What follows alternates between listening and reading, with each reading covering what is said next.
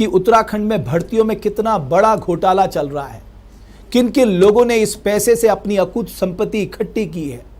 जो भट्ट जी ने कहा बुलडोजर भी चलना चाहिए और इन लोगों की जमानत भी नहीं होनी चाहिए। आज डीजीपी ने मेरे प्रोग्राम में कहा कि साहब इन पे हम गैंगस्टर भी लगाएंगे। ये बहुत जरूरी हो गया है कि भय के बिना प्रीत नहीं होती साहब।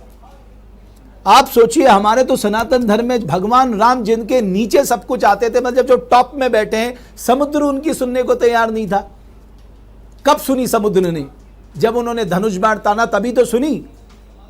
साहब हमें भी आज जरूरत है, जो हमारे ऊपर बैठे हुए सत्तासीन हैं, जिनको हमने चुना है, जिनको हमने वोट देके वहां बैठाया है, जो हमारी बदौलत वहां बैठे हैं, उनसे मैं सिर्फ इतना कहना चाहता हूं, ये परमात्मा ने आपको मौका दिया है सफाई का।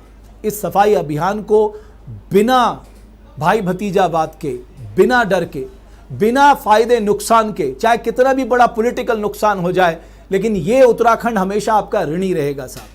कितना भी बड़ा पॉलिटिकल नुकसान हो जाए मैं बताऊं, लेकिन ये उत्तराखंड आपका ऋणी रहेगा। और आपके तो पंत प्रधान ने देश की लाल किले की प्राचीर से 15 अगस्त, वो भी जब 75 वर्ष पूरे हुए थे, अमृतकाल के दौरान कहा कि मुझे निर्णायक लड़ाई लड़नी है भ्रष्टाचार के खिलाफ, भाई भतीजावाद के खिलाफ। और इन धांधलियों में, इन भर्ती धांधलियों में बॉबी पवार जी, भाई भतीजावाद भी चला है, भ्रष्टाचार भी चला है, दोनों चला है। तो आपके पास तो ये यूनिक मौका है अपने प्रधानमंत्री के वर्ड्स को जमीन पे उतारने का। बिल्कुल, देखिए हमने तो कह ही दिया कि 15 अगस्त को जिस प्रकार से लाल किले की प्राचीर से हमारे देश के प्रधानमंत्री ने कहा कि हम भ्रष्टाचार मुक्त बनाना चाहते हैं, तो कहीं ना कहीं हमारे उत्तराखंड के मुख्यमंत्री जी को इस ओर ध्यान देना चाहिए। और हाँ, जो मुख्यमंत्री जी को मैं कहना चाहूँगा कि आपको जो भी एक्शन लेना पड़े भ्रष्टाचार के खिलाफ लड़ने के लिए या भ्रष्टाचार को समाप्त करने के लिए आप लीजिए, क्योंकि आप इसमें ये होता है कि ये निर्णायक लड़ाइयाँ होती है, इसमें कई लोगों का बलिदान भी होता है। बलिदान जाते हैं तो जाने दीजिए, कम से कम भ्रष्टाचार मुक्त हो जाएगा। और डीजीपी साहब ने यदि गैंगस्टर लगाने की बात की है तो उनका हम सराहनीय कदम ये मानेंगे, परंतु इन पर जो ये हमारे माफिया हैं ये इतने शातिर है, ये लोग यदि जमानत पे बाहर आ जाते हैं तो कहीं ना कहीं ये जो और एविडेंस है उनको ख़त्म करने का काम करेंगे। तो मेरा ये निवेदन है डीजीपी साहब से और हमारे मुख्यमंत्री जी से कि इन पर रासुका लगाइए। जब तक ये जांच पूरी नहीं हो जाती तब तक ये लोग बाहर नहीं आने चाहिए। जब पूरी जांच हो जाए तो इनके नहीं, मैंने आज मैंने ये भी पूछा है कि साहब आपके लिए चुनौती ये नहीं कि आपने इनको पकड़ के ले आइए, तो ये कोई बड़ी चीज नहीं थी, क्योंकि एक से दूसरा कनेक्शन मिल रहा है, दूसरे से तीसरा कनेक्शन मिल रहा है। मेन चीज है आप कोर्ट में कितनी मजबूती के साथ इस केस को लगेंगे, कहीं इसका हश्र भी तो फॉरेस्ट भर्ती घोटाले जैसा नहीं हो जाएगा। हाई कोर्ट ने खारिज कर दिया। जिनको एसआईटी कह रही थी कि साहब इन्होंने ब्लूटूथ डिवाइस से एग्जाम दिया है, इन्होंने नकल की है, उसको वो आप कोर्ट में साबित नहीं कर पाए और आज उसको दोबारा नौकरी देने की स्थिति आ गई है। बॉबी भाई मैं गलत तो नहीं कह रहा हूं? बिल्कुल सही कह रहे हो आप। उसी के लिए तो रासुका लगाइए, और रासुका लगने के बाद ये तब तक बाहर नहीं आ सकते जब तक ये जांच पूरी नहीं हो जाती। जांच को प्रभावित नहीं कर सकते।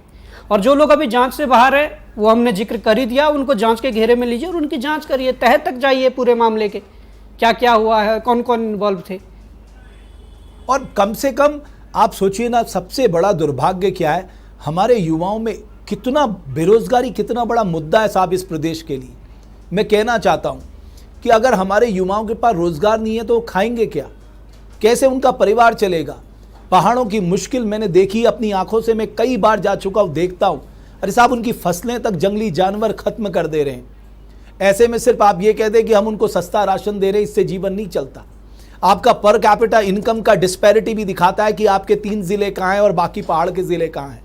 लेकिन आपके पास एक मौका है इसे सुधारने का, और इसकी सफाई अभियान, ये भर्ती घोटाला निर्णायक है।